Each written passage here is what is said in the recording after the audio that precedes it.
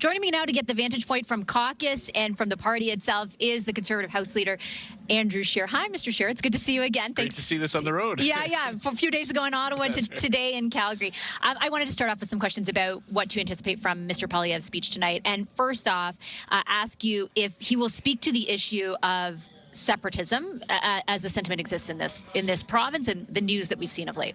Well, I believe what you're going to hear tonight is both an underlining of the broken promises that Mark Carney has made. We're almost a year into his mandate, and part of this message tonight will be to the general Canadian public who we feel need to understand exactly where Mark Carney has fallen short from getting a deal on U.S. tariffs, on lowering grocery prices and things like that.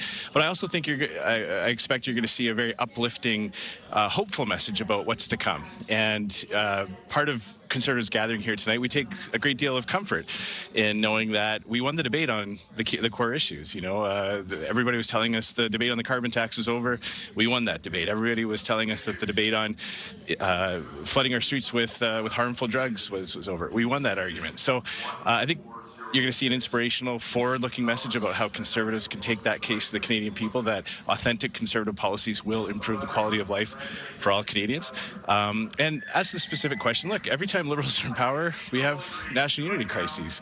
I'm from Western Canada. I'm from Saskatchewan. I understand why people in Western Canada, particularly Alberta, feel that the federal government in Ottawa does a lot of harm to their province. I mean, even with this MOU on a proposed pipeline perhaps one day coming, there's still conditions in there about a harmful industrial carbon tax. But the message tonight is that the best way to solve those is not to attack those people for feeling upset, but to say how a Conservative government that respects provincial jurisdiction can unite Canada around some core themes. I expect you'll hear that. The MOU has support from the Conservative Premier of this province who will address these delegates tomorrow. On the question of separatism, I'll delineate more specifically in my question to you in the way in which the leader and yourself might address it. Because I also understand the sentiment of feeling overlooked, and I wouldn't want to disregard that or castigate those who feel that way. But in my mind, there is a clear difference between expressing that sentiment and deciding to go meet with officials in the Trump administration to fund a movement to break up this country. Does your party denounce that act? Oh, absolutely. I mean, decisions about Canada should be made by Canadians. I think we can all agree on that, absolutely. And what I would say, it's not just a feeling of being overlooked. Sometimes I talk to people who say, we wish we were just overlooked. It's when Liberals impose harmful policies like the carbon tax, like the No More Pipelines bill, like the shipping ban on Canadian energy, oil and gas off the West Coast. So I think what we're going to speak to, what you're going to hear Conservatives talk about this is, look, I'm a Western Canadian.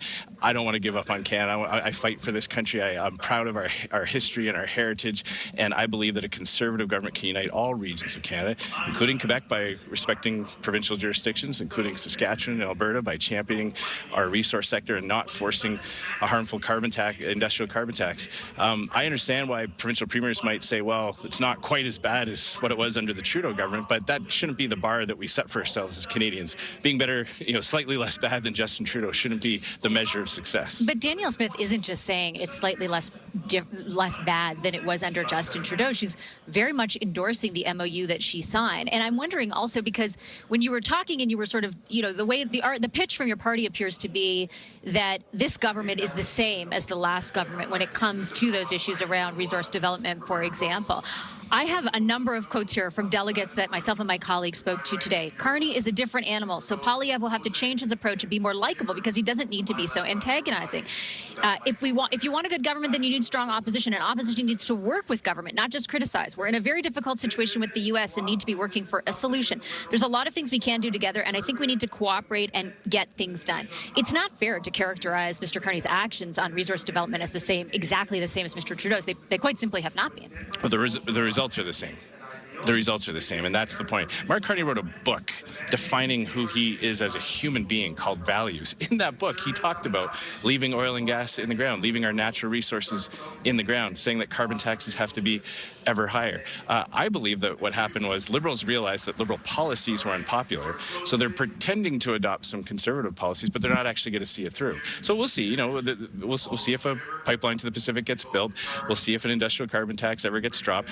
We'll see if real bail reform reform ever comes in. But right now, what we've seen from the Liberals is a lot of lip service, a lot of change in rhetoric, but not really on results. But they've removed the oil and gas. For one example, they've removed the oil and gas emissions cap, for example, through this MOU. If all these other conditions are but they have provided a path to which the tanker ban could be exempted. We'll see.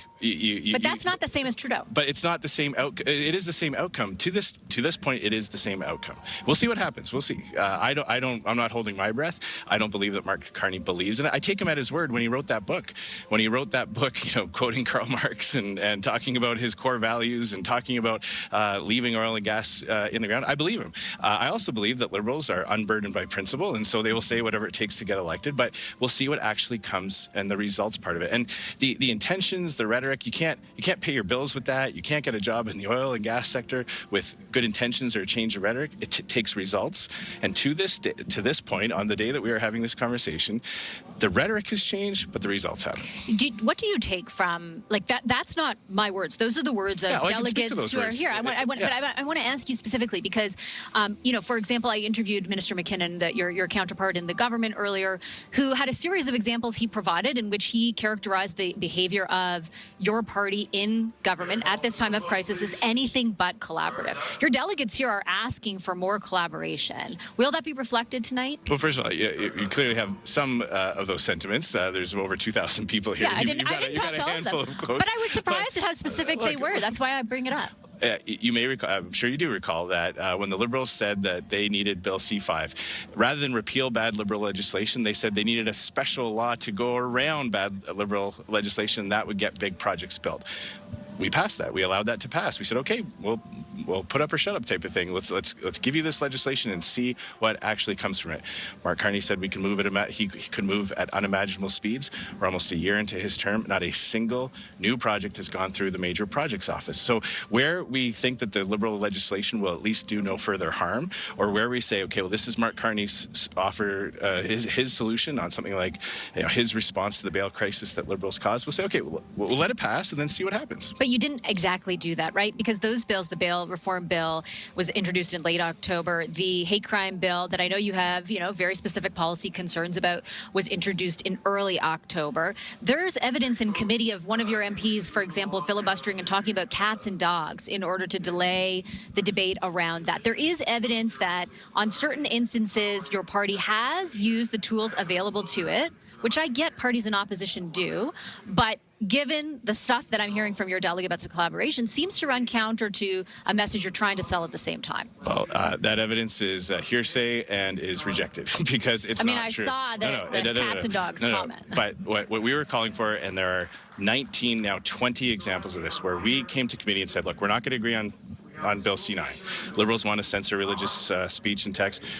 Let's park that. Let's save our dispute on that to pass the bail reform bill, which we have long been calling for. 19 times the Liberals refused. It took our leader, Pierre Poilievre, writing a formal letter to the Prime Minister specifically outlining that. Finally, last week, after months of delay, Liberal delay, an agreement was reached, and now that bill will proceed. It was the Liberal choice. But why can't you debate C-9 and have your opposition to it and then eventually lead it to go to a vote? Liberals control the timelines on committee. Liberals, it's a Liberal chair. So it was a Liberal choice to have a long and drawn-out debate on something that is very divisive for Canadians instead of actually tackling bail reform. That was a Liberal choice. That was not a Conservative choice. But why did you have to delay the debate on the other one? Why did the Liberals have to keep the discussion on C-9? With all due respect, I went hard at Minister McKinnon. So we're supposed to let a bill pass that we don't agree with when there's another way? Not pass, put to a vote. Well, we specifically said let's park that and bring the bail reform bill to a vote. It was a Liberal choice to reject that offer until finally last week. So these are all Liberal choices. Liberals control the committees. They have Liberal chairs. It was completely within their power. If they wanted that bill passed more quickly, they had every tool at their disposal to do that. So you're saying that you're not employing as a party on any instances in the past number of months, the tools that you have available to you to prolong things getting to a stage where the government can say, hey, look what we've done. We passed this thing. Really? I don't think that's true. Well, look at the evidence. On key areas where we have said, Mark Carney says he needs this to, get big things built, to help fight back against U.S. tariffs, whether it's a trade deal or things like that. We said okay, we will allow those things to pass. Well, and often, well, C5, C18 is coming up next week. C13. These are two Liberal Trudeau-era trade deals that are finally coming to the House. Those are areas that we have said absolutely we can let pass. We can agree to certain timelines. C2. Remember C2. This was the government's response to everything from border security to the fentanyl crisis. They inserted a lot of things in there that were government overreach. We worked collaboratively with the government to hive off the sections that we agreed and gave that speedy passage through the House because there was some common ground there. So this characterization that when there's something that divides Canadians that Conservatives have long established opposition to, yes, we are not going to cooperate in the passage of those bills. But it's the Liberals themselves that have chosen to focus on those things that are more divisive rather than find that common ground. If you're, just one final question for you, Mr. If your characterization of all of that were true, would all the delegates here not be totally convinced of that? Well, it is Why true. are they asking for more collaboration, a different tone from Mr. Poilievre in these instances? And I take your point that it's not everybody, but in these instances, I would be happy to. Maybe I could talk to the schedules here and have a whole session tomorrow on the last few months in Parliament and go bring some copies no, of I mean just answers more and journals. largely. Like I don't mean like we're talking the specifics, but I'm saying like if that were the impression that you were leaving with your own party members, would they not be not raising these issues? I can tell you, I've had the opportunity to speak to hundreds of delegates here today. That is, I don't believe that I believe the sentiments that you will find, and you will see it reflected in the vote tonight, is a strong endorsement of our leader's approach, a strong endorsement of how Conservatives are absolutely able to establish principled opposition to things that we believe will harm Canadians, as we did for the last 10 years, watching this terrible, slow-moving train wreck of the last 10 years of Liberal government, imposing a carbon tax, chasing away billions of dollars of investment, inflationary deficits that robbed workers of their paychecks. Just as we were putting forward principled opposition then, we will do so today where it is warranted and where we believe we can find some common ground, or where we believe that at least the Liberal legislation will not do any further harm. We'll say, okay, well, we'll respect the mandate that Canadians gave the Liberals and see what the results actually are. Results are far more important than intentions. I got to leave it on that note. Mr. Scheer, pleasure as always. Thank you for making the time. Andrew Scheer is the Conservatives' House Leader.